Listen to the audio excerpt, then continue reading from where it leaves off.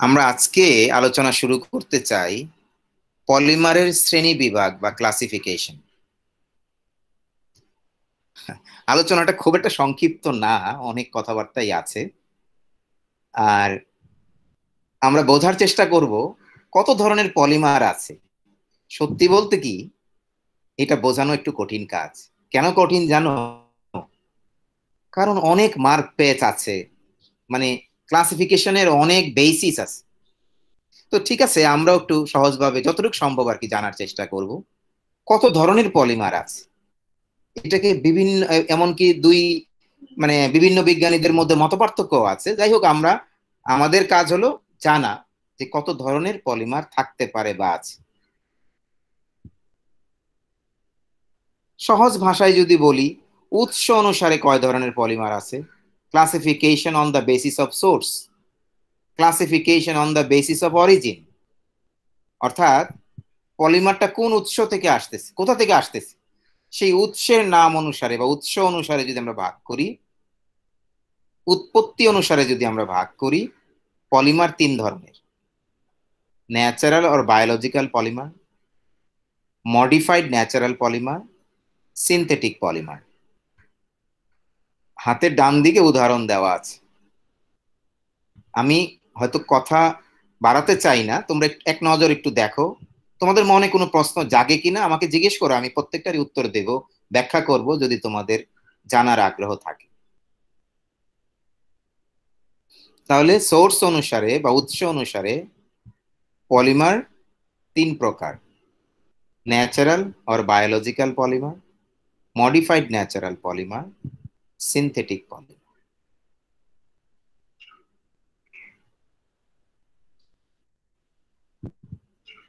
কি তোমাদের কাছে কি স্পষ্ট?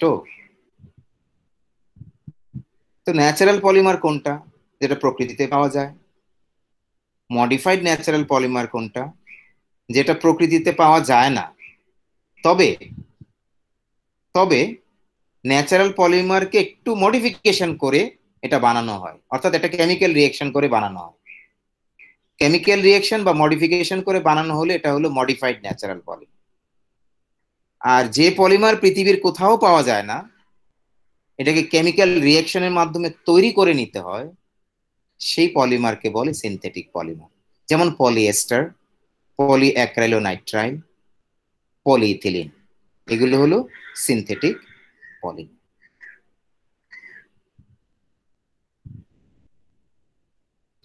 এবার তোমাদের চোখের সামনে আমি কয়েকটা পলিমার এর ছবি তুলে ধরছি।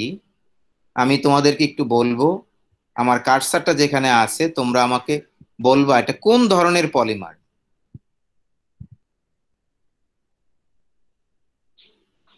তোমরা দেখতে পাচ্ছ? কার্সও দেখা যাচ্ছে না স্যার। কার্সার একদম সবার উপরে বাম দিকে যে একটা পলিমারের টেলিফোন সেটের ছবি দেখতে পাচ্ছ, এটা কোন ধরনের পলিমার? জি স্যার, দেখা যাচ্ছে। কোন ধরনের সিনথেটিক না sir? Synthetic polymer. Synthetic polymer. এটার নাম বাকেলাইট, 1907 সালে আবিষ্কৃত হয়। তাহলে ঠিক এর নিচে একটা পলিমার দেখা যাচ্ছে, এই পলিমার কোন ধরনের polymer? Sir protein. Sir starch. কোন ধরনের polymer? Natural polymer. Natural Starch. Polymer, starch. এবার দেখো তো, মাঝখানে একটা পলিমার দেখা যাচ্ছে, এই পলিমারের নাম কি, বা এটা কোন ধরনের পলিমার? স্যার এটাও ন্যাচারাল পলিমার। এটাও ন্যাচারাল পলিমার, এবং এই পলিমারের নাম কি? স্যার সেলুলো। না, না, না, না। এই পলিমারের নাম কি?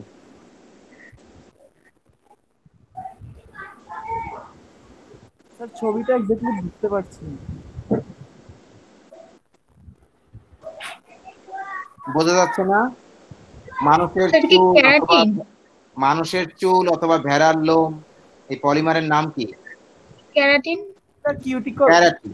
ক্যারাটিন, এবং এটা ন্যাচারাল পলিমার। এবার ডান দিকে উপরের পলিমারটার নাম কি? Sir chitin. কাইটিন। কাইটিন। এটা কি কি পলিমার, ন্যাচারাল নাকি মডিফাইড ন্যাচারাল নাকি synthetic? Sir natural. Sir modified. Natural. Natural. আর একদম নিচে ডান দিকে যে একটা পলিমার দেখা যাচ্ছে, এটা কি পলিমার? স্যার এটা সিনথেটিক পলিমার। এটা সিনথেটিক পলিমার, এবং এটা অত্যন্ত শক্তিশালী কিন্তু হালকা একটা পলিমার। তোমাদের মোবাইল ফোনের যে পিছনে কাভার আছে, কাভারটা খুললেই তোমরা পিছনের দিকে, মানে তোমার মোবাইল ফোনের কাভার, ব্যাক কাভার যেটা আর কি, এটা তুমি যখন ওপেন করবা একটা অংশ তো ভিতরের দিকে থাকে, তাই না? ওই ভিতরের দিকে অংশের দিকে তাকাবা, উপরে নিচে কোনো একটা জায়গায় লেখা থাকবে কিছু ইংরেজি শব্দ। হয় লেখা থাকবে এ ক্যাপিটাল, এ ক্যাপিটাল, বি ক্যাপিটাল, এস, অথবা লেখা থাকবে ক্যাপিটাল পি ক্যাপিটাল সি, অথবা লেখা থাকবে দুইটাই।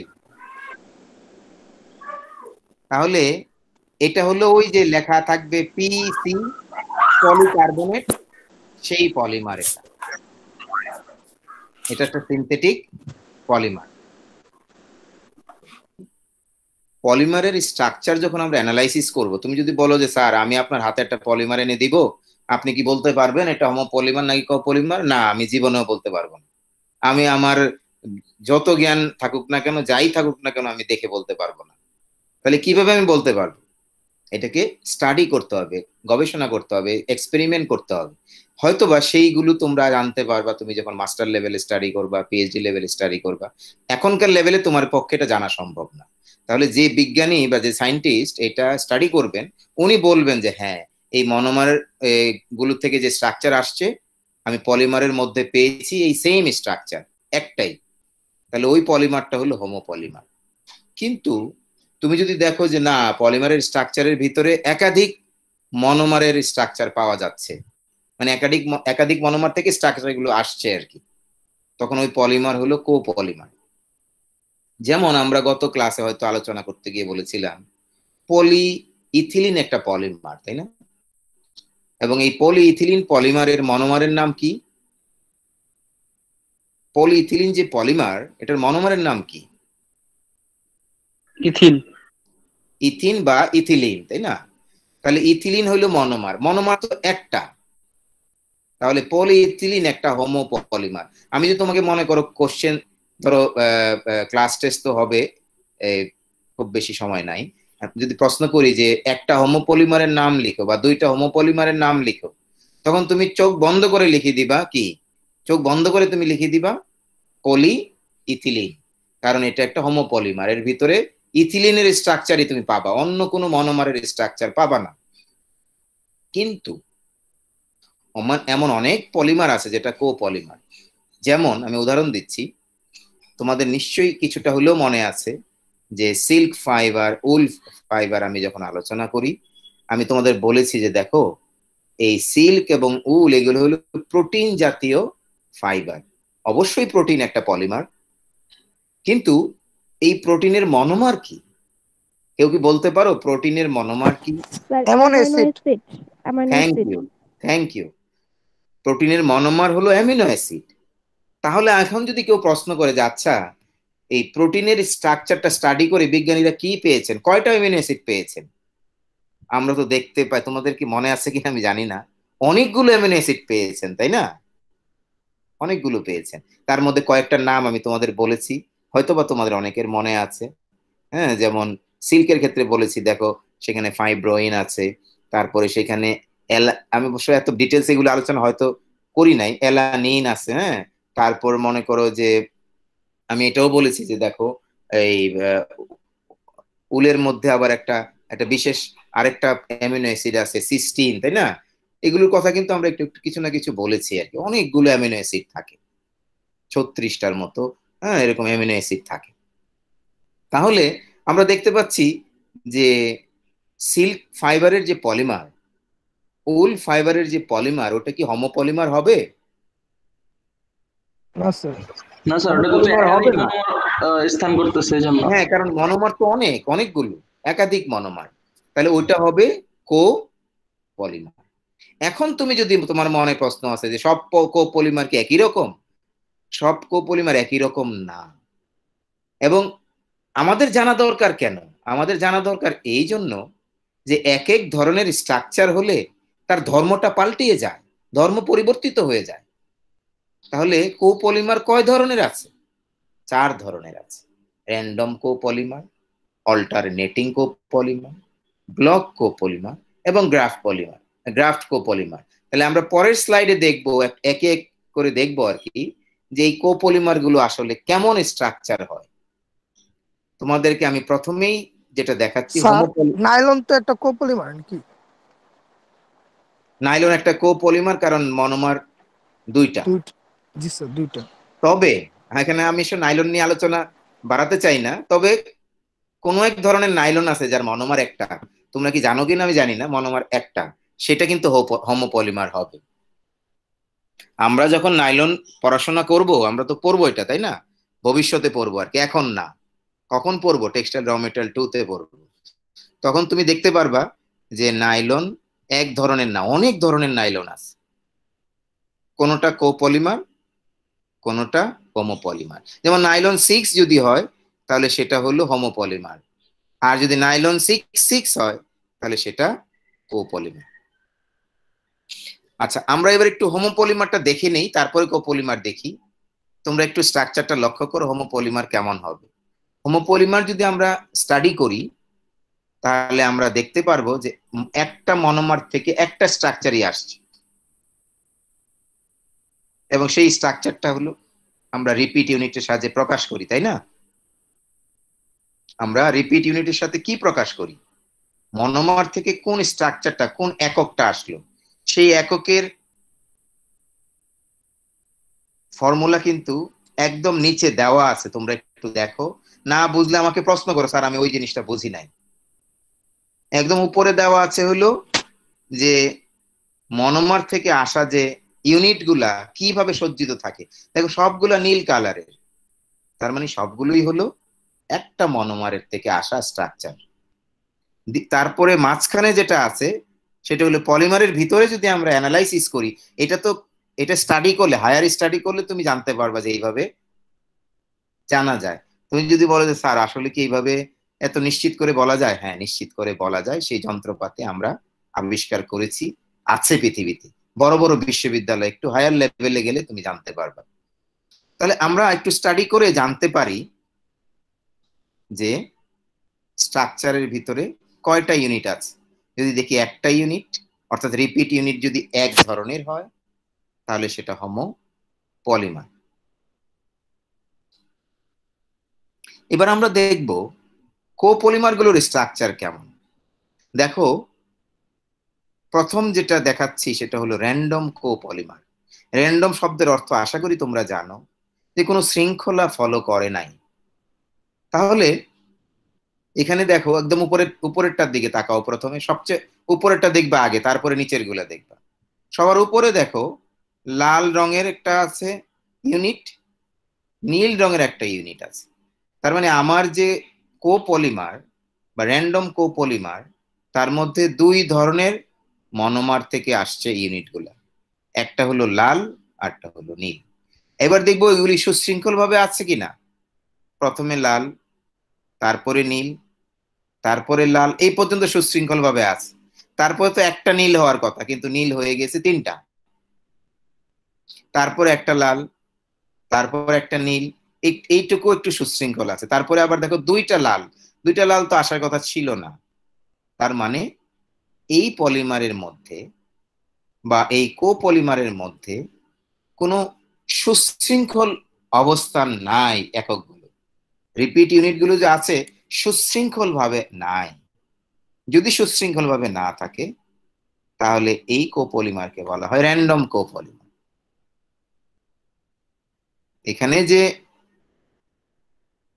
পলিমারের স্ট্রাকচার দেখানো আছে, স্টাইরিন বিউটাডাইন কোপলিমার, এটা অত্যন্ত গুরুত্বপূর্ণ একটা সিনথেটিক রাবারের কেমিক্যাল স্ট্রাকচার, খুবই গুরুত্বপূর্ণ একটা পলিমার। এবং তুমি যদি ইন্টারনেটে সার্চ দাও এটা দিয়ে, তুমি দেখবা অনেক ইনফরমেশন জানতে পারবা। এই পলিমার থেকে গাড়ির টায়ার তৈরি করা হয়। গাড়ির যে টায়ার আছে না, তুমি হয়তো বলতে পারো স্যার গাড়ির টায়ারে কি কয় ধরনের পলিমার ব্যবহার করা হয়? বেশ কয়েক ধরনের, 3 থেকে 4 ধরনের পলিমার। দেখ আমরা সেটা আলোচনা। স্যার এটা কি হ্যাঁ বলো। স্যার এটা কি আমরা বিশৃঙ্খল বুঝবো? এখানে অ্যালকেন অ্যালকিন বেনজিন সব উপস্থিত এই কারণে? না না না না না, সেই কারণে না, সেই কারণে না। স্ট্রাকচার কি আছে এটা আমাদের কাছে ইম্পর্টেন্ট না। ধরন ধরন কয়টা আছে দেখো, দুইটা আছে, একটা লাল একটা নীল। এখন লালের স্ট্রাকচার আর নীলের স্ট্রাকচার তো এক হবে না, সেটা নিয়ে কিন্তু আমাদের কোনো সমস্যা নাই। আমাদের সমস্যা হলো যে এগুলো সুশৃঙ্খল ভাবে আছে কিনা, এইটা।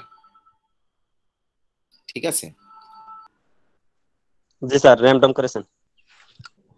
অল্টারনেটিং কোপলিমার, হ্যাঁ, অল্টারনেটিভ পলিমারও করেছেন। কোপলিমার,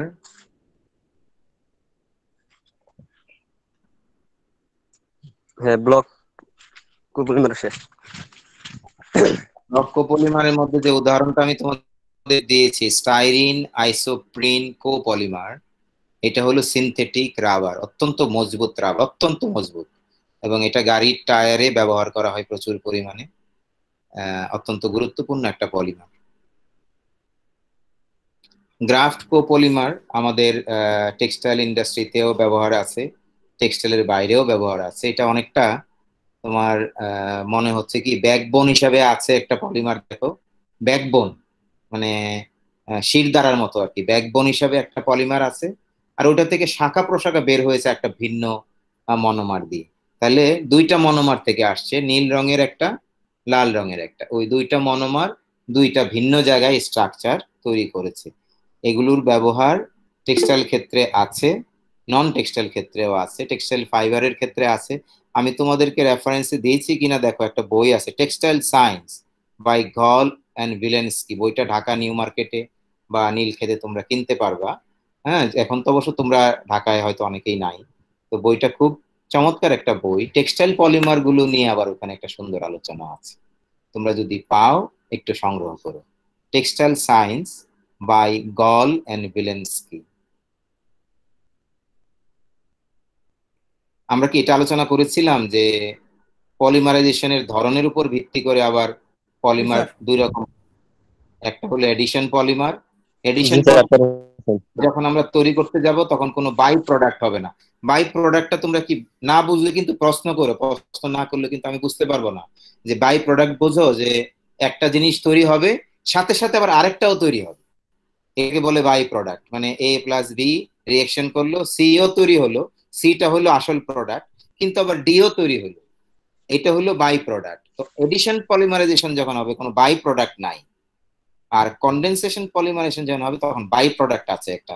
বাই প্রোডাক্টটা হলো একটা পলিমার না, কিন্তু সেটা হলো লো মলিকুলার ওয়েট কম্পাউন্ড, যেমন হতে পারে ওয়াটার, যেমন হতে পারে মনে করো HCl, যেমন হতে পারে ধরো অ্যামোনিয়া, যেমন হতে পারে হ্যাঁ কোন মানে এই ধরনের ফর্মালডিহাইড, এই টাইপের কিছু তৈরি হতে পারে আর কি, লো মলিকুলার ওয়েট কম্পাউন্ড।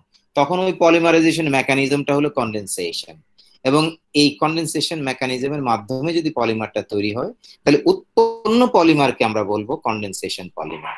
এডিশন পলিমারেশনের মাধ্যমে যদি পলিমারটা তৈরি হয়, উৎপন্ন পলিমারকে আমরা বলবো এডিশন পলিমার। আমি যে উদাহরণগুলো দিয়েছি উদাহরণগুলি তোমরা পড়ো, তোমাদের মনে প্রশ্ন থাকলে প্রশ্ন অবশ্যই করবা, আর আস্তে আস্তে ক্লাস যখন করতে থাকবা অনেক প্রশ্নের সমাধান কিন্তু আস্তে আস্তে পেতে থাকবা ইনশাআল্লাহ। তাহলে আমরা এই পর্যন্ত 3টা ক্লাসিফিকেশন দেখলাম। এবার ওই এডিশন এবং কন্ডেনসেশন পলিমারাইজেশনের যে রিয়েকশন এখন দেখাচ্ছি না, একটু স্কিমটা আর কি, মানে একটু মডেল বা একটু রিয়েকশন মডেল যেটাকে বলে সেটা তোমাদের সামনে আমি তুলে ধরছি। আমি আমার শিওর মনে নাই যে তোমাদের কত ক্লাসে এটা দেখিয়েছিলাম কিনা। যে এডিশন পলিমার দেখো, হ্যাঁ উপরের দিকে দেখো ডাবল বন্ড যেটা আছে না, উপরের দিকে খেয়াল করো, হ্যাঁ ডাবল বন্ড যেটা, এটা হলো মনোমার। আর একদম নিচের দিকে তাকাও, পলিমারটা দেখা যাচ্ছে তাই না? তো এর মধ্যে কোনো বাই প্রোডাক্ট কিন্তু নাই। আর ডান দিকে তাকাও, মনোমার হলো উপরেরটা আর নিচে হলো পলিমার তৈরি হচ্ছে, কিন্তু প্রতিটা রিয়েকশন হলেই পানি বের হচ্ছে, তাহলে বাই প্রোডাক্টটা হলো পানি। পলিমারও তৈরি হবে সাথে সাথে পানিও তৈরি হবে। এরকম পলিমার হলে আমরা বলবো সেই পলিমারটাকে কন্ডেনসেশন পলিমার, আর রিয়েকশনটাকে বলবো আমরা কন্ডেনসেশন পলিমারাইজেশন। এবার আমরা চলে আসি রিয়েকশন মেকানিজম। এখন অবশ্যই এটা ঠিক এই মুহূর্তে আমি তোমাদেরকে মেকানিজম নিয়ে কোনো ব্যাখ্যা বিশ্লেষণ দিব না, কারণ এটা ব্যাখ্যা করতে হলে কেমিক্যাল রিয়েকশন নিয়ে কথা বলতে হবে। আমি শুধু নামগুলো বলছি আর কি। আমার ধারণা তোমাদের মধ্যে যারা একটু কেমিস্ট্রিতে ভালো, একটু ইনঅর্গানিক অর্গানিক কেমিস্ট্রি যারা পড়েছো আগ্রহ নিয়ে, হয়তো বা এই নামটা তোমরা শুনে থাকতে পারো, যে পলিমার তৈরি হওয়ার মেকানিজম আধুনিক, অর্থাৎ আইউপ্যাকের যে গোল্ড বুক, আধুনিক বিজ্ঞানীরা করেন দুই রকম মেকানিজম। কি মেকানিজম? একটা মেকানিজমকে বিজ্ঞানীরা বলছেন চেইন গ্রোথ মেকানিজম, আরেকটা মেকানিজমকে বিজ্ঞানীরা বলছেন স্টেপ গ্রোথ মেকানিজম। এগুলো নিয়ে পরে আমি ডিটেইলস আলোচনা করব, আজকে নয়। কিন্তু মেকানিজমের নামটা বলছি আর কি। তুমি হয়তো বলতে পারো যে স্যার আমি তো একটা পলিমার বই পড়লাম স্যার, আমি তো এটা পেলাম না।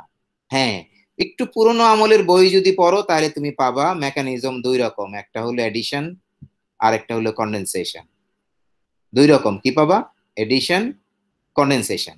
আর তুমি আধুনিক বই যদি পড়ো, ধরো এই গত 3-4 বছরের মধ্যে লেখা হয়েছে বা 4-5 বছরের মধ্যে লেখা হয়েছে এরকম বই, অর্থাৎ আধুনিক বই যদি পড়ো, তাহলে তুমি দেখবা পলিমারাইজেশনের মেকানিজম দুই রকমের, একটা হলো চেইন গ্রোথ মেকানিজম আর একটা হলো স্টেপ গ্রোথ মেকানিজম। তাহলে চেইন গ্রোথ মেকানিজমের মাধ্যমে যে পলিমারটা তৈরি করা হবে সেই পলিমারকে আমরা বলবো chain growth polymer. Step growth মেকানিজমের মাধ্যমে যে পলিমারটা তৈরি হবে সেই পলিমারকে আমি বলবো স্টেপ গ্রোথ পলিমার। ডান দিকে নিচে দেখো স্টেপ গ্রোথ পলিমারের একটা উদাহরণ দেওয়া আছে, ভালো মতো দেখো। পলিমারটার নাম কি আছে? নিচেরটা দেখো, phenol formaldehyde cross link polymer. পুরো নামটা লেখা নাই কারণ অনেক বেশি জায়গা লাগবে, সংক্ষেপে লেখা আছে phenol formaldehyde cross link polymer. এই পলিমারটা তৈরি করা হয় স্টেপ গ্রোথ মেকানিজমের মাধ্যমে। এখন তুমি হয়তো বলতে পারো স্যার এটা কেন বলছেন, এই নাম তো আমরা কখনো শুনি নাই। এই নামে একটা পলিমার আছে, সেই পলিমারের অপর নাম তোমরা শুনেছ, অপর নাম হলো বাকেলাইট।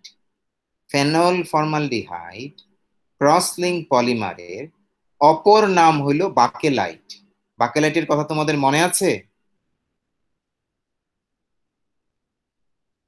মনে আছে নাকি? জি স্যার। 1907 নামটা সালে পরিচিত কিন্তু স্যার অনেকদিন পড়া হয়নি বলে। 1907 সালে প্রথম যে সিনথেটিক পলিমার আবিষ্কৃত হয়, ওই যে টেলিফোন সেটের ছবি দেখিয়েছিলাম, ইলেকট্রিক সুইচ, কালো কালো সুইচ গোল গোল ছিল যে আগে, ওগুলো সব বাকেলাইটের তৈরি, কিন্তু কেমিক্যাল নাম হলো phenol formaldehyde cross link polymer. আর তুমি যদি বলো সাধারণ নাম কি? বাকেলাইট। তারপরে উপরের দিকে তাকাও, উপরে দেখো দুইটা দুইটা পলিমারের নাম আছে, পলিপ্রোপাইলিন, পলিঅ্যাক্রিলোনাইট্রাইল। পলিপ্রোপাইলিন থেকে টেক্সটাইল ফাইবার তৈরি করা হয়। তাহলে যদি জিজ্ঞেস করো যে স্যার ওই ফাইবারের নাম কি, ওই ফাইবারের নামও পলিপ্রোপাইলিন। তুমি যদি আমাকে প্রশ্ন করো যে স্যার পলিঅ্যাক্রিলোনাইট্রাইল পলিমার থেকে যে ফাইবারটা তৈরি করা হয় টেক্সটাইল ফাইবার, ওটার নাম কি? ওটার নাম হলো অ্যাক্রাইলিক ফাইবার। তোমরা যে শীতকাল হয়তো আরো আসতে দেরি আছে, শীতকালে যে সুন্দর সুন্দর সোয়েটার তোমরা পরো, অ্যাক্রাইলিক ফাইবারের তৈরি সোয়েটার। তো এই পলিমার গুলো কোন ধরনের পলিমার এটা জানাটা কিন্তু আমাদের, তোমরা যখন আরো পরে আর কি, এই মুহূর্তে হয়তো অতটা নয়, পাশ করার পরে যখন তুমি চাকরি করতে যাবা, তোমার কেরিয়ার জীবনে কিন্তু এগুলো গুরুত্বপূর্ণ কাজে লাগবে, তুমি যেন বুঝতে পারো সবকিছু। এবার আমি, যেহেতু সময় আমাদের হাতে নাই যে এখন আমরা ওই সমস্ত মেকানিজম আলোচনা শুরু করব, কিন্তু আমি একটু ধারণা দিতে পারি তোমাদেরকে। ধারণাটা দিয়েছি মলিকুলার মডেলের সাহায্যে, মানে অণুর মডেলের সাহায্যে আমি ধারণা দিচ্ছি। বাম দিকে দেখো চেইন গ্রোথ পলিমারাইজেশনের মডেলিং চিত্র, আর ডান দিকে স্টেপ গ্রোথ পলিমারাইজেশনের মডেলের চিত্র তোমাদের সামনে আছে। তাহলে বাম দিকের পদ্ধতিতে যদি পলিমারটা তৈরি করা হয় সেই পলিমারের নাম হবে চেইন গ্রোথ পলিমার, আর ডান দিকের মেকানিজমের মাধ্যমে যদি পলিমারটা তৈরি করা হয় সেই পলিমারের নাম হবে স্টেপ গ্রোথ পলিমার। আমি তোমাদেরকে অনুরোধ করব তোমরা ক্লাসের পরে গুগল একটু সার্চ করবা, স্যার যে বললো এই নাম তো আমি শুনি নাই, ঠিক আছে আমি একটু দিয়ে দেখি তো কি। তুমি গুগলে সার্চ করো, অনেক সুন্দর সুন্দর তথ্য তত্ত্ব তোমার সামনে আসবে, দেখো একটু, দেখলে হবে কি আমরা পরে যখন এগুলো আলোচনা করবো আমাকে প্রশ্ন করতে পারবে। স্যার বলো।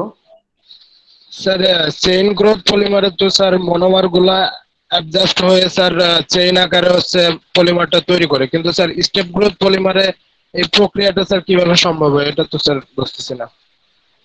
এটা আমি তোমাদেরকে যখন স্টেপ গ্রোথ পলিমারাইজেশনের মেকানিজম পড়াবো, এই মডিউল শেষ হলে আরেকটা মডিউল যখন আমি শুরু করব তখন আমি ডিটেইলস বলবো। এখন যদি সংক্ষিপ্ত ভাবে বলি আর কি, তুমি ডান দিকের ছবিটার দিকে একটু তাকাও, ডান দিকের ছবিটা একটু মনোযোগ দিয়ে দেখো।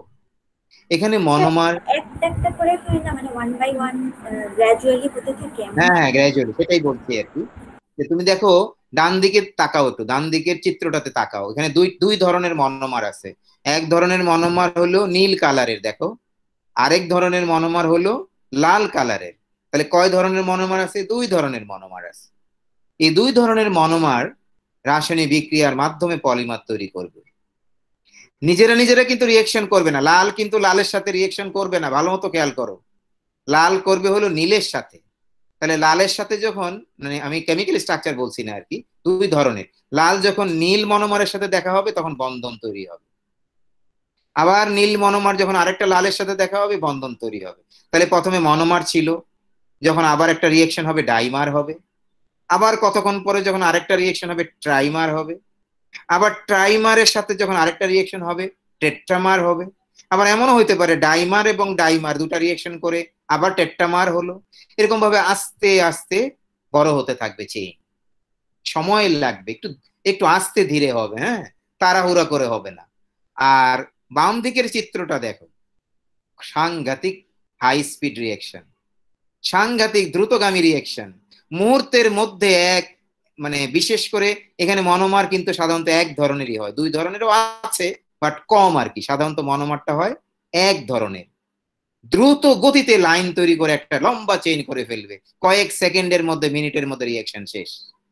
আর স্টেপ গ্রোথ রিয়েকশন আস্তে আস্তে হবে, 2 ঘন্টা, 3 ঘন্টা, 5 ঘন্টা, 8 ঘন্টা, 12 ঘন্টা, 20 ঘন্টা, বুঝতে পারছো? সময় লাগে বেশি, 2 দিন 3 দিন সময় লাগবে বেশি। আর চেইন গ্রোথ রিয়েকশন 3 মিনিটে কাজ শেষ হয়ে গেছে পলিমার। সুতরাং দুইটা কিন্তু দুই ধরনের রিয়েকশন। আমি এখন ডিটেলস বলতে চাচ্ছি না, তাহলে তোমরা আরো জটিলতার মধ্যে পড়ে যাবে। তো এই পদ্ধতিটা একটু জানা যাচ্ছে, এই পদ্ধতির মাধ্যমে যে পলিমারটা হবে তখন আমরা তার নাম এভাবে দিব আর কি। এখন তুমি যদি একটু ধৈর্য ধরো দেখবা যে আরো অনেক ক্লাসিফিকেশন আছে। তোমার মনে এখন প্রশ্ন জাগতে পারে, স্যার এত ক্লাসিফিকেশন দিচ্ছে, আমাদের তো অনেক কষ্ট হবে। না, কষ্ট হলেও এটা ইন্টারেস্টিং। আমরা জানতে পারছি যে আসলে পলিমারকে কত ভাবে ক্লাসিফিকেশন করা যায়, কত ভাবে ভাগ করা যায়। আমরা অনেক কিছু শিখতে পারছি, জানতে পারছি। এই জানার আগ্রহ যদি তোমাদের মধ্যে সৃষ্টি হয় আমি সার্থক। আর যদি কোনো কারণে সৃষ্টি না হয় আমার একটু কষ্ট লাগবে আর কি। আমি চেষ্টা করব যেন তোমরা একটু মনোযোগ দিয়ে পড়ো, আবার একটু গুগলে সার্চ করো, আবার আমাকে প্রশ্ন করো, এবং এই পলিমারের জগৎ সম্পর্কে তোমরা আরো জানো। একটু ডিফিকাল্ট হতে পারে প্রথম দিকে, তাহলে দেখবা অত্যন্ত ইন্টারেস্টিং জগৎ এখানে আমাদের সামনে আছে। আর আমরা যখন পলিমার সম্পর্কে ভালো মতো জানবো আমাদের জন্য টেক্সটাইল সাবজেক্ট অনেক ইজি হয়ে যাবে। সেটা ডাইংই হোক, আর সেটা টেক্সটাইল ফিজিক্সই হোক, সেটা টেক্সটাইল র মেটেরিয়ালস হোক, এমনকি স্পিনিং বা যেটাই হোক না কেন, সামনে আর কি ভবিষ্যতের কথা বলছি, তো আমাদের জন্য খুব হেল্পফুল হবে। এখন কঠিন কঠিন শব্দ ব্যবহার করতে হয়, কি করব আসলে, না করেও কোনো উপায় নাই, তোমাদের সামনে হাজির করতে হয় অনেক কিছুই। মলিকুলার আর্কিটেকচার, তুমি হয়তো বলতে পারো স্যার আর্কিটেকচার তো শুনলাম, আর্কিটেক্টরা বিল্ডিং এর ডিজাইন করে, আপনি আমাদেরকে এখানে আর্কিটেকচার বলছেন কেন? এখানে হলো মলিকুলার আর্কিটেকচার, মানে বিল্ডিং এর ডিজাইনটা যেমন করে, বিল্ডিং এর একতলা কিভাবে হবে, 2 তলা কিভাবে হবে, 3 তলা কিভাবে হবে, বাইরের থেকে দেখতে কেমন লাগে, উপর থেকে দেখতে কেমন লাগবে, পাশ থেকে দেখতে কেমন লাগবে, রুমগুলির লেআউট কিভাবে হবে, তাই না?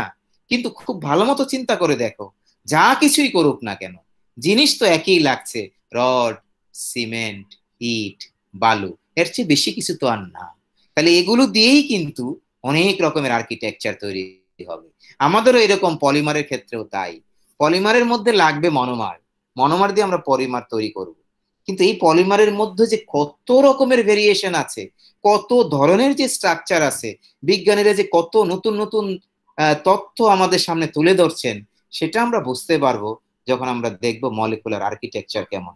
মলিকুলার আর্কিটেকচার তো বুঝতে পারছো তাই না? মলিকুল মানে অণু, অণুর আবার আর্কিটেকচার আছে।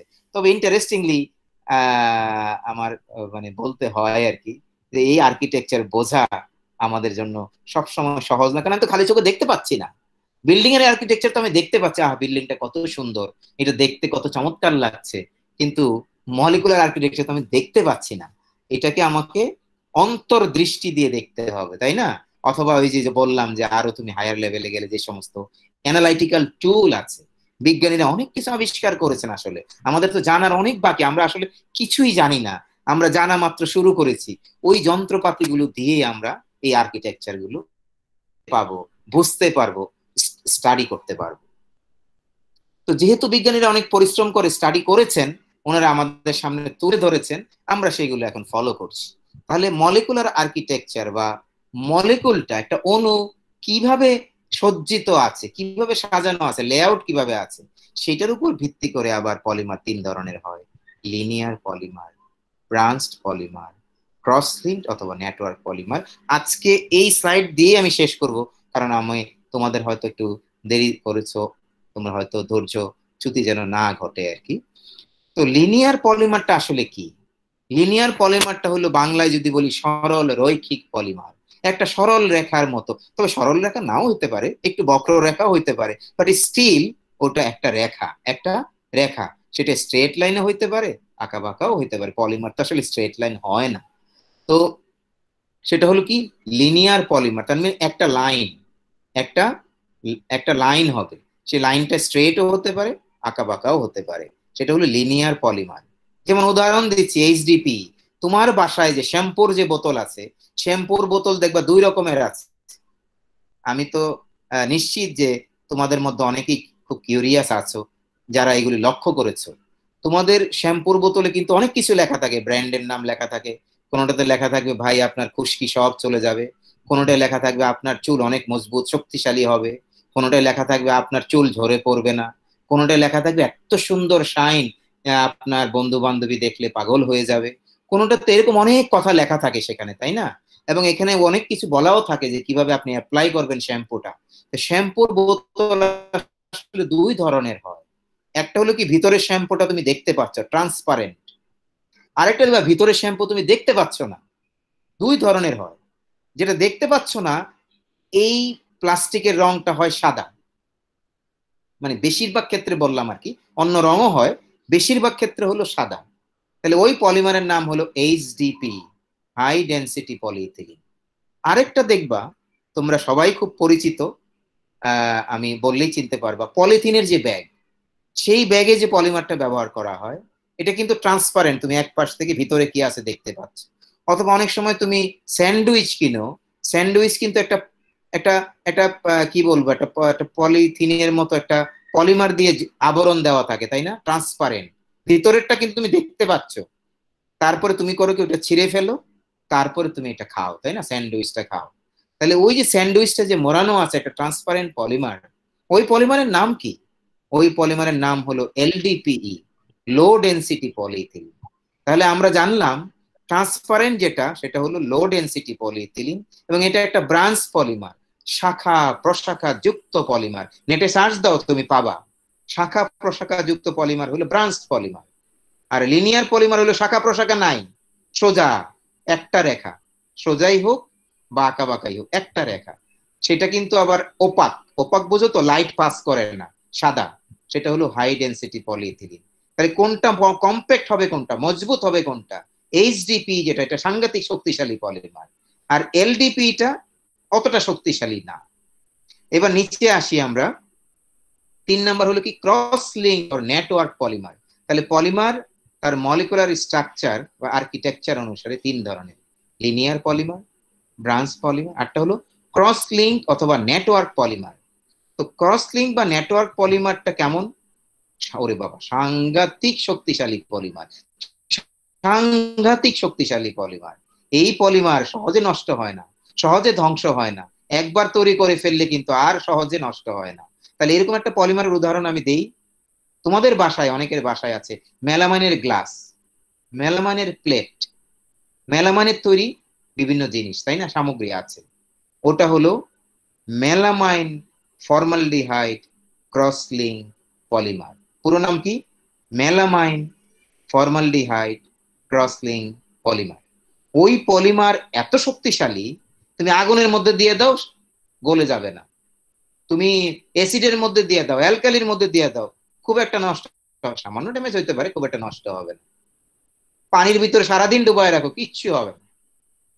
তাহলে ক্রস লিঙ্ক বা নেটওয়ার্ক পলিমার অত্যন্ত শক্তিশালী পলিমার, মলিকুলার ওয়েট অত্যন্ত হাই। পুরো গ্লাসটা একটা অণু। তোমার কাছে মনে হয় স্যার এটা কি বলছেন? হ্যাঁ, পুরো গ্লাসটাই কিন্তু একটা অণু। আমরা তো জানি অণু খালি চোখে দেখা সহজে যায় না, কিন্তু তোমার গ্লাস তো তুমি দেখতে পাচ্ছ, তাই না? তার মানে কি এটা বিশাল বিশাল আকৃতির একটা অণু। তোমার পুরো মেলামাইনের যে প্লেট, এইটাই একটা অণু। কত বড় অণু, যেটা তুমি সারাদিন দেখতে পারো, হাত দিয়ে ধরতে পারো। তো এই তিন ধরনের আর্কিটেকচার আছে। এখন আমি তোমাকে যা বললাম পলিমারের নাম দিয়ে বোঝালাম আর কি। আর যদি তুমি বলো যে স্যার আরেকটু ইয়ে করে বোঝান, আর্কিটেকচারটা বোঝান, তো আর্কিটেকচারটা এখন দেখাচ্ছি তোমাদের। আশা করি বুঝতে পেরেছো। Linear polymer, branched polymer, cross link polymer, এগুলো আর্কিটেকচার কেমন হয়। স্যার পিটিটা কি স্যার এই যে ব্রাঞ্চের মধ্যে স্যার? কোনটা আবার বলো? স্যার যে পিটি যেটা স্যার, পিটি প্লাস্টিক যেটা স্যার, যে ওই পানির বোতলে কিন্তু ভিতরে দেখা যায়। ওটা তো পিইটি। হ্যাঁ জি স্যার, স্যার পিইটি ওইটা হলো তোমার লিনিয়ার পলিমার। পিইটি যেটা এটা লিনিয়ার পলিমার। জি স্যার, জি। আর ব্রাঞ্চ যেটা বললাম যে যে প্লাস্টিক যে দিয়ে তোমার শ্যাম্পুর বোতল, তারপরে অনেকগুলো তেলের বোতল আছে, দেখো ভিতরেরটা দেখতে পাও না তুমি, হ্যাঁ সাদা, ওই বোতলটা। তারপর মিল্ক বোতল, মিল্কের বোতল আছে যেগুলি তুমি ভিতরে মানে সাদা আর কি, ভিতরে তুমি দেখতে পাচ্ছ না ভিতরে কি আছে। তো ওইগুলি হলো এইচডিপি, ব্রাঞ্চ পলিমার। এখন তুমি হয়তো বলবো স্যার এটা ব্রাঞ্চ কিভাবে বুঝলেন? সেটা তো আর অন্য কথা, মানে আমরা কিভাবে বোঝা যায়, বিজ্ঞানীরা হয়তো বুঝতে পারে, তোমরাও বুঝতে পারবা, তোমরা যখন আরো হাই লেভেল অ্যানালাইসিস করবা বুঝতে পারবা ওটার ভিতরে ব্রাঞ্চ আছে, শাখা প্রশাখা আছে। হ্যাঁ, আর ক্রস লিঙ্ক পলিমারটা হলো অত্যন্ত শক্তিশালী, অত্যন্ত মজবুত পলিমার। হ্যাঁ, এটা একবার তৈরি করলে এটা সহজে আর নষ্ট হয় না, সহজে নষ্ট হয় না। ইয়েস স্যার, জি স্যার, বুঝতে পেরেছি। আচ্ছা, এখন আরো একটা ক্লাসিফিকেশন আছে, থার্মাল বিহেভিয়ার। পলিমারে যদি আমরা তাপ প্রয়োগ করি, এটা কিন্তু এক ধরনের আচরণ করে। হ্যাঁ, এক ধরনের ধর্ম এটা আমাদের প্রদর্শন করে। তো সেই ধর্মের পার্থক্য অনুসারে দুই ধরনের পলিমার হয়, একটা হলো থার্মোপ্লাস্টিক পলিমার আর হলো থার্মোসেট পলিমার। এখন আমরা আমাদের দৈনন্দিন জীবনে যে কথাটা ব্যবহার করি প্লাস্টিক, এটা আসছে হলো যে থার্মোপ্লাস্টিক থেকে। হ্যাঁ, থার্মোপ্লাস্টিক পলিমার হলো কি, যে পলিমারটা তুমি আমরা প্লাস্টিক নামে চিনি আর কি, যে পলিমারটাকে তুমি যদি আগুন দিয়ে তাপ দাও এটা গলে নরম হবে, আবার এটাকে তুমি ভিন্ন শেপ দিতে পারবে। যেমন পলিস্টাইরিন, তারপর ওই যে পেট বোতলের কথা বললা, এগুলো হলো সব থার্মোপ্লাস্টিক পলিমার। এই তোমাদের বাসায় যে মনে করো সফট ড্রিঙ্কস এর বোতল আছে, এটাকে তুমি গলায় তুমি আরো অন্য কিছু বানাইতে পারবা। হ্যাঁ, আবার মনে করো একটা গোল বলের মতো বানাইতে পারবা, বা অন্য কিছু বানাইতে পারবা, শেপটা চেঞ্জ করতে পারবা। আর থার্মোসেট পলিমার এটা শেপ চেঞ্জ করতে তুমি পারবা না। এটা হইলো যেমন মেলামাইনের যে গ্লাস আছে আর কি, এটাকে তুমি যদি মনে করো যে আগুনে দিয়ে গরম করে এটাকে সফট করে আবার তুমি গোল বল বানাবে একটা, তা পারবা না তুমি। হ্যাঁ, ওইটা একবার তৈরি হয়ে গেছে, তো যেটা হয়েছে ওইটাই। তারপরে এটাকে মেলামাইন তো সিরামিকের তৈরি না স্যার? না না, সিরামিক অন্য জিনিস, মেলামাইনটা হলো ক্রস লিঙ্ক পলিমার, পলিমারের তৈরি। আর সিরামিক পলিমার, সিরামিক তো আর পলিমার না। সিরামিকের ভিতরে হলো ইনঅর্গানিক ম্যাটেরিয়াল থাকে, যেমন অনেক কিছু থাকে, but that is not a polymer. প্লাস্টিকের মতো স্যার, বুঝতে পেরেছি স্যার। এখন তাহলে আমরা থার্মাল বিহেভিয়ার তো বলছো, হিট দিলে যে আচরণ করে আর কি, তার উপর ভিত্তি করে দুই ধরনের পলিমার। আমার টেক্সটাইল ইন্ডাস্ট্রিতে আমরা থার্মোপ্লাস্টিক পলিমারও ব্যবহার করি, থার্মোসেট ব্যবহার করি। এগুলি তোমরা এই কথাবার্তাগুলো আরো বুঝতে পারবা 4th ইয়ারে যখন তোমার ফিনিশিং পড়ানো হবে, কোটিং, তখন আলোচনাটা আরো পরিষ্কার হবে। এখন সহজ উদাহরণ দিয়ে বোঝাইতে যায় যদি আর কি, তাহলে থার্মোপ্লাস্টিক পলিমারের উদাহরণ দেখো বামে আছে, আর ডান দিকে আছে থার্মোসেট পলিমার। এটা একটু সহজ উদাহরণ দেওয়া হয়েছে আর কি। হ্যাঁ, মনে করো চকলেট আর কি। চকলেটকে তুমি যদি ফ্রিজে না রাখো, নরম হয়ে সে মনে করো তার শেপটা চেঞ্জ হয়ে যাবে। যেমন সুন্দর একটা শেপ ছিল না, কেনার সময় যেমন সুন্দর, নষ্ট হয়ে যাবে। কিন্তু আবার তুমি যদি আগে শেপ দিতে চাও আর কি, বা মনে করো তুমি যে শেপটা আছে এটাকে আবার এই শেপে আনতে চাও, তাহলে ফ্রিজে দিলে আবার সে কিন্তু শক্ত হয়ে ওই শেপটা ধারণ করবে। আবার যদি তুমি নরম করে আবার চেঞ্জ করো, আবার ফ্রিজে তো ওই শেপ হয়ে যাবে। হ্যাঁ, বরফও কিন্তু এরকম শেপটা চেঞ্জ করা যায়। তো এইগুলো হলো থার্মোপ্লাস্টিক পলিমার কেমন, এটার একটা সহজ ধারণা। আমার কথাটা বুঝতে পেরেছো? তার মানে এটা মনে করো না যে আইস কি পলিমার কিনা, না আইস পলিমার না, কিন্তু ধারণাটা তোমাদেরকে বোঝানোর জন্য। থার্মোসেট পলিমারটা কেমন? থার্মোসেট পলিমার হলো এই যে ডিম, হ্যাঁ, যখন তুমি ভাজি করে ফেললা আর কি, বা মিশায় ফেললা যখন, এখন তোমাকে যদি বলে যে আচ্ছা আমার কুসুমটা আলাদা করে দাও আর সাদাটা আলাদা করে দাও, এটা কিন্তু পৃথিবীর কোনো বিজ্ঞানী আসলে আর পারবে না। যখন তোমার মিশায় ফেলছো, এটা হলো ক্রসলিঙ্ক পলিমার আর কি। যেমন সিমেন্ট, একবার তুমি মনে করো প্লাস্টার করে ফেলছো, এবার বলবা যে আমার বালু আলাদা করে দাও আর সিমেন্ট আলাদা করে দাও, এটা সম্ভব না। এটা ওয়ান স্টান।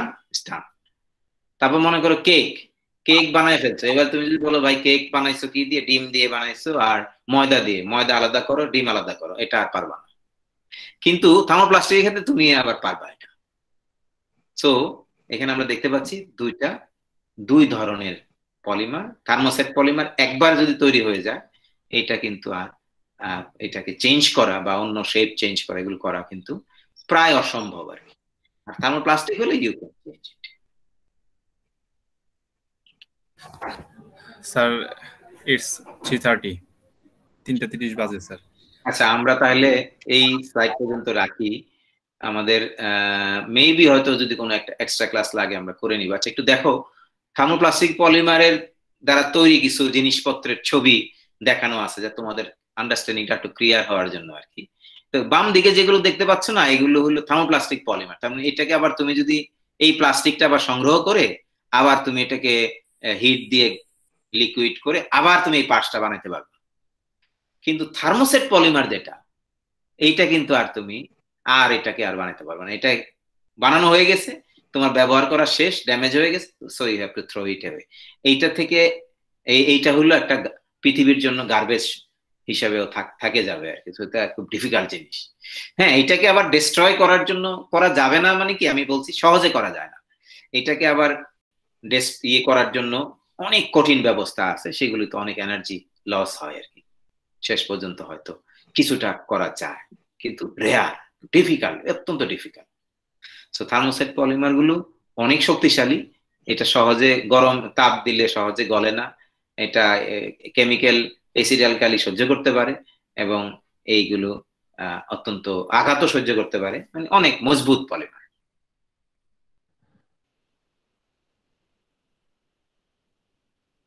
এবার আমরা আসি আরেকটা ক্লাসিফিকেশনে। আচ্ছা, আমি আগে একটু জেনে নিতে চাই তোমরা কি স্টেরিও রেগুলারিটি শব্দটার সাথে পরিচিত কিনা? স্টেরিও আইসোমার এই কথাগুলো শুনেছো? কখনো এগুলো আলোচনা হয়েছে? না স্যার। এইটা শব্দগুলো জানলে একটু ভালো হতো আর কি। মানে মনোমার, আচ্ছা আমি এইভাবে বোঝাই আর কি, তোমাদেরকে এইভাবে আমি বোঝাই। মানুষের হাত কটা থাকে? দুইটা, সবারই থাকে, তাই না? এরকম সন্দেহ নাই। কিন্তু কিছু কিছু মানুষ আছে ডান হাতি, আমরা বলি না যে রাইট আর্ম বোলার, ডান হাতি বোলার, ও ডান হাত দিয়ে বল করে, ও বাম হাত দিয়ে দিলে কিন্তু ভালো মতো বল করতে পারে না, কিন্তু হাত তো তার দুইটা ঠিকই আছে। আবার কিছু কিছু মানুষ আছে বাঁ হাতি বোলার, বাঁ হাত দিয়ে করে, ব্যাটসম্যানও আছে। এমনকি খাতায় যখন লিখি কেউ ডান হাত দিয়ে লেখে, কেউ বাম হাত দিয়ে লেখে। তুমি বলতে পারো না স্যার আমরা তো সবাই ডান হাত দিয়ে লিখি। হ্যাঁ, লিখতে পারো, কিন্তু পৃথিবীতে এরকম দুই ধরনের মানুষ আছে যারা, মানে তার মানে কি হাত দুইটা কিন্তু ঠিকই আছে, কেমিক্যাল বন্ধন ঠিকই আছে, সে আরেকজনের সাথে হ্যান্ডশেকও করতে পারে, কিন্তু তার কোন হাতটা বেশি অ্যাক্টিভ? কারো হয়তো ডান হাতটা বেশি অ্যাক্টিভ, কারো বাঁ হাতটা বেশি অ্যাক্টিভ। এগুলোকে বলে স্টেরিও আইসোমার। দেখতে একই রকম, সবই একই রকম, কিন্তু সে যখন কেমিক্যাল রিঅ্যাকশন করবে তখন ডান দিক দিয়ে করবে, আরেকজন করবে বাম দিক দিয়ে। তাহলে এটা তুমি বুঝবা কিভাবে? নিশ্চয়ই এটা এত সহজ ব্যাপার না, কারণ অণুটার স্ট্রাকচার না বুঝে তুমি বুঝতে পারবা না। তাহলে বিজ্ঞানীরা বা ইঞ্জিনিয়াররা বা পলিমার সায়েন্টিস্টরা এগুলো খুঁজে খুঁজে বের করেছেন আমাদের জন্য আর কি। আমাদের জন্য অবশ্য একটু কষ্টের কারণ হয়ে গেছে, তাও ওনারা বের করে দিয়েছেন যে দেখো 3 রকমের পলিমার স্ট্রাকচার আছে। কিসের উপর ভিত্তি করে? ওই যে বললাম, কেউ ডান হাতে রিয়েকশন করে, কেউ বাঁ হাতে করে, এই ধরনের ব্যাপার আছে। এটাকে বলে স্টেরিও আইসোমার। আমরা পরে দেখবো, একটু পরে দেখবো স্ট্রাকচারটা কেমন। এর উপর ভিত্তি করে 3টা স্ট্রাকচার আছে, 3 ধরনের স্ট্রাকচার। কেমন? আইসোট্যাকটিক স্ট্রাকচার, সিন্ডিওট্যাকটিক স্ট্রাকচার, অ্যাটাকটিক স্ট্রাকচার। উপরের 2টা কে বলা হয় স্টেরিও রেগুলার, আর নিচেরটাকে বলা হয় কি? Stereo irregular. তাহলে পলিমারের নাম দেখতে পাচ্ছ, উদাহরণ দিয়েছি, আইসোট্যাকটিক পলিপ্রোপাইলিন, সিন্ডিওট্যাকটিক পলিস্টাইরিন, অ্যাটাকটিক পিভিসি। এখন হয়তো বলতে পারো স্যার নাম তো উচ্চারণ করতে একটু কষ্ট হয়। হ্যাঁ হয়, কিন্তু আমাদের এই নামগুলো মনে রাখতে হবে, গ্রিক ভাষা থেকে আসছে, একটু কঠিন আর কি। ইনশাল্লাহ আমাদের সবার মনে থাকবে আশা করি। একটু দেখি তো স্ট্রাকচার গুলো কেমন হয়।